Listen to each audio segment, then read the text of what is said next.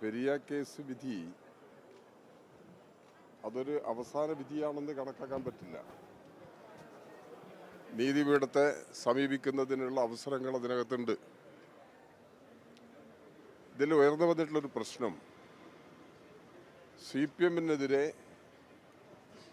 ഗൂഢാലോചന കുറ്റം ചുമത്തി കൂടുതൽ ആളുകളെ പ്രതി ചേർത്തു എന്നുള്ളതാണ്.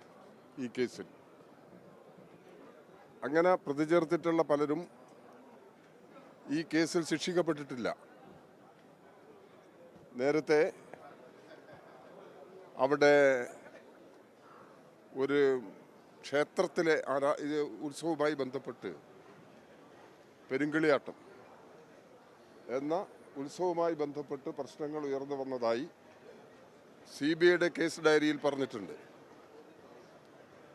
അപ്പോൾ CPM-നെതിരായിട്ടുള്ള ഗൂഢാലോചന പൊളിഞ്ഞു എന്നുള്ളതാണ് ഇതിനകത്തുള്ള ഒരു പ്രശ്നം. CPIM ഈ കേസിൽ ഗൂഢാലോചന നടത്തി പ്രതികളെ കൊലപ്പെടുത്തുന്നതിന് വേണ്ടി ശ്രമിച്ചു എന്ന പ്രശ്നം ഈ കേസിൻ്റെ വിധിയുടെ ഭാഗമായിട്ട് തന്നെ പൊളിഞ്ഞു കഴിഞ്ഞിട്ടുണ്ട്. അതിൽ ശിക്ഷിക്കപ്പെട്ട ആളുകൾക്ക് നിയമത്തിന് മുമ്പിൽ പോകുന്നതിന് വേണ്ടിയുള്ള അവസരമുണ്ട്. അത് സ്വാഭാവികമായിട്ട് നിയമപരമായ പരിശോധനയുടെ ഭാഗമായി ചേർന്നിട്ട് അതിൽ കേരളത്തിലെ പോലീസ് ഫ്രെയിം ചെയ്ത കേസ് തന്നെയാണ് പ്രധാനം.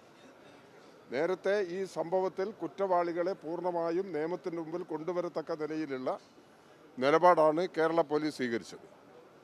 പിന്നീടാണ് CBIയുടെ പ്രശ്നം ഉയർന്നു വരുന്നത്. അപ്പോൾ കേരള പോലീസ് സ്വീകരിച്ച നിലപാടായിരുന്നു ശരിയെന്നുള്ളതാണ് ഈ കേസിൻ്റെ നിഗമനങ്ങളിലൂടെ വ്യക്തമാകുന്നത്. ഇതാണ് പൊതുസ്ഥിതി. ബാക്കി കാര്യങ്ങളെല്ലാം ഇതിൻ്റെ നിയമപരമായ പരിശോധനയ്ക്ക് വിധേയമാക്കേണ്ടതാണ്. അത് പരിശോധിച്ചതിന് ശേഷമേ മറ്റെന്തെങ്കിലും പ്രതികരണം ഈ പ്രശ്നത്തിൽ പറയാൻ കഴിയൂ.